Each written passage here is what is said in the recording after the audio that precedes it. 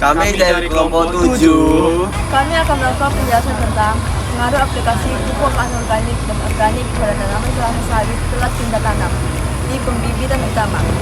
Nah, di sini saya akan menjelaskan dampak-dampak akibat telat pindah tanam pada tanaman sawit.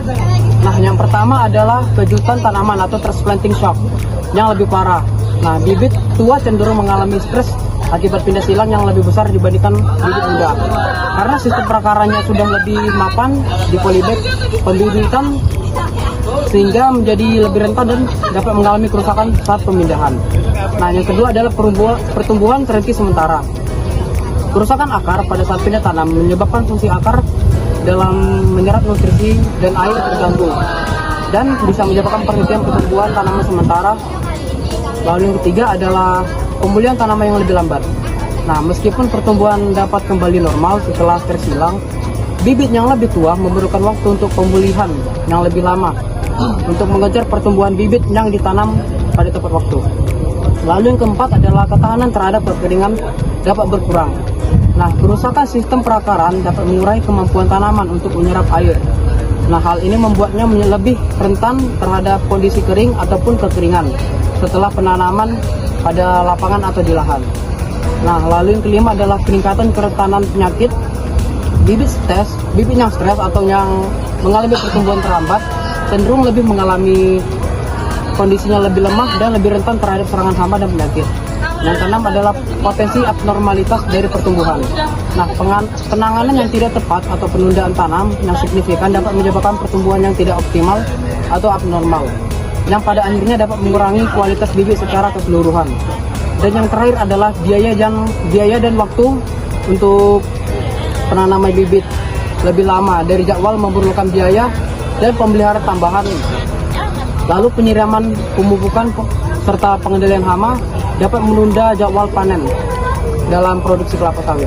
Tanaman 6 menggunakan perlakuan kontrol fenol, yaitu tanpa aplikasi pupuk, yang mengakibatkan hambatan pertumbuhan.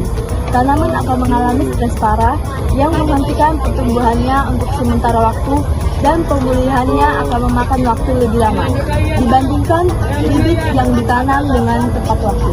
Yang kedua, peningkatan kerentanan terhadap penyakit. Bibit yang terlalu lama berada di bibit akan mengalami stres akibat penundaan tanam dan dapat menjadi lebih rentan terhadap serangan hama. Yang ketiga, menyebabkan kerusakan akar yang signifikan yang dapat mengurangi luas permukaan akar. Yang keempat yaitu penurunan ketahanan terhadap tekanan sistem perakaran yang terganggu yang membuat tanaman lebih rentan terhadap kondisi lingkungan terutama kekeringan. Nah, di sini saya akan menjelaskan yaitu perlakuan pupuk NPK, yaitu dengan cara aplikasi disebar, yaitu pada tanaman 4 dan juga pada tanaman 5. Nah, dampaknya yaitu stres tanaman yang lebih parah, bibit yang terlalu berada di polybag pembibitan sebelum dipindahkan ke lapangan cenderung mengalami stres pindah tanam yang lebih besar.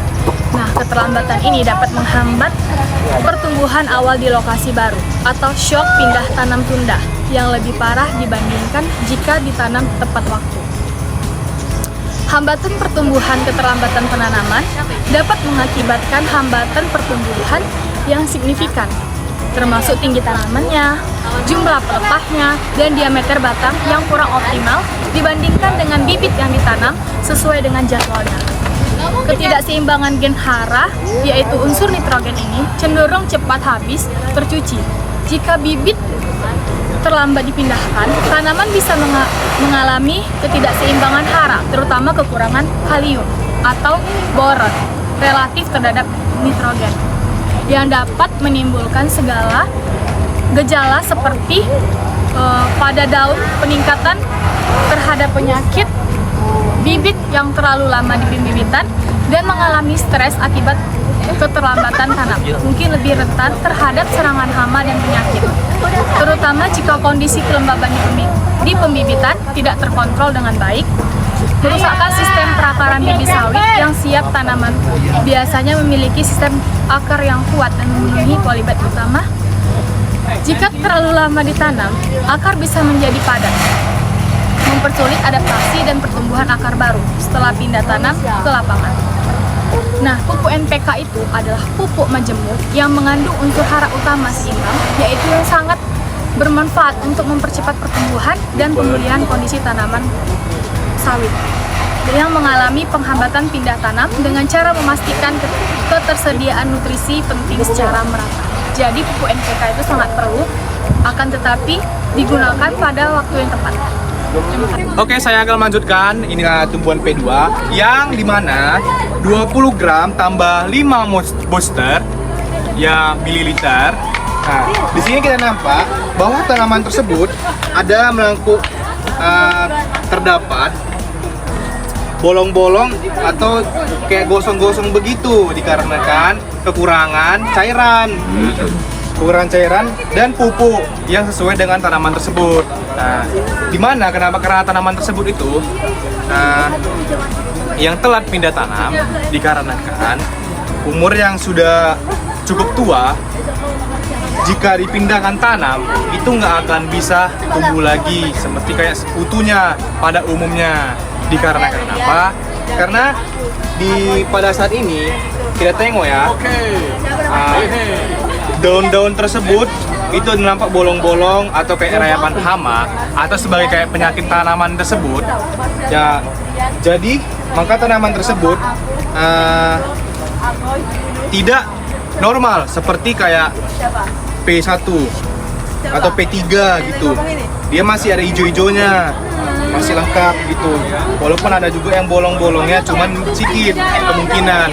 Nah, jadi saya lanjutkan untuk parameternya. Parameter tersebut itu terdapat dia ini jangka sorong yang bila diukur dia harus dari arah vertikal dan horizontal. Nah, dan selanjutnya itu digunakan melakukan pakai meteran. Bisa melakukan dari tentang penggaris dan bisa juga digunakan kalau ada sentimeter di sini bisa digunakan untuk mengukur tersebut. Karena bisa pakai meteran lah gitu ya. Cuman di sini karena tidak adanya meteran, jadi kita gunakan jangka sorong di bagian sentimeternya. Nah, sekian, terima kasih. Nah, oke, di sini kita akan melihat tanaman yang diberikan perlakuan booster. Nah, booster itu adalah pupuk organik yang diberikan pada tanaman untuk memperbaiki pertumbuhan tanaman dengan memperbaiki kesuburan tanahnya. Jadi, di sini bisa kita lihat pada perlakuan P3 yaitu booster 5 ml dengan 1 liter air. Sebelum diberikan pupuk booster itu, tanaman tersebut mengalami klorosis atau layu sedikit dan juga pucat di bagian daun tuanya dan juga mengalami ada sedikit daun gosong di bagian sekeliling daunnya juga. Nah, setelah diberikan pupuk booster, tanaman tersebut mengalami perbaikan pertumbuhan yang lebih baik. Bisa dilihat di sini daunnya pada daun muda yang di sini sedikit lebih hijau dan tidak pucat. Dan ada banyak sekali lubang-lubang di sekeliling tanaman tersebut karena ada serangan hama yang datang pada tanaman tersebut yang menggigit pada sela-sela pelepah daun tersebut. Nah, jadi kita akan mengukur parameter pengukurannya. Yang pertama itu tinggi tanaman. Nah, tinggi tanaman itu kita menggunakan meteran atau penggaris ataupun meteran.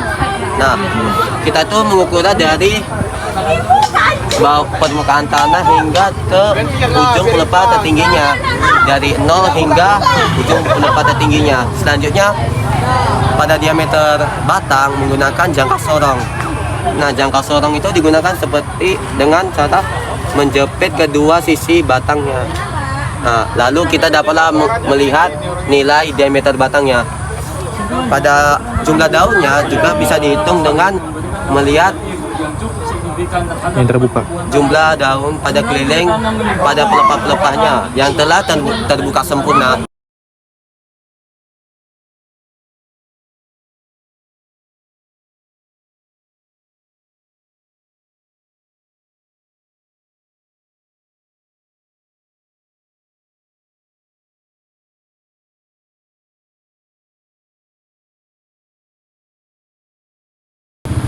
Sekian penjelasan dari kelompok kami. Bila ada kesalahan kata, mohon maaf.